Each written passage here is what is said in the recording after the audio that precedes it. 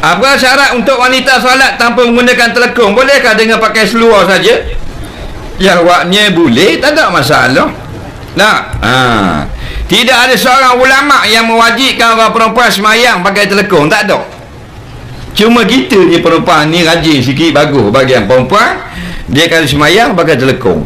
Yang sebenarnya semua jenis pakaian boleh dibuat semayang. Semua dalam kitab-kitab tidak syaratkan nama pakaian.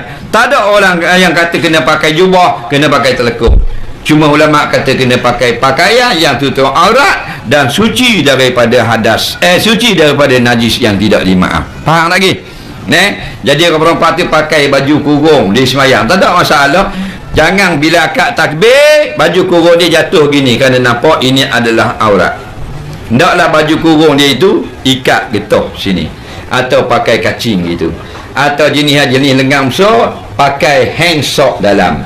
Faham tak? Kerana bila tangan jatuh gini masa takbir, nampak hang sock. Tak ada hang sock, ambil budak rempik tu, ia maha sock. Faham tak?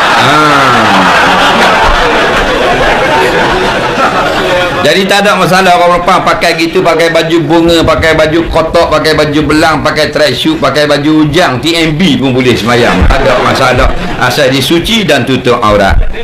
Jangan kita kata wajib pakai putih. Pakai putih itu sunat laki-laki dan perempuan. Soalan seterusnya,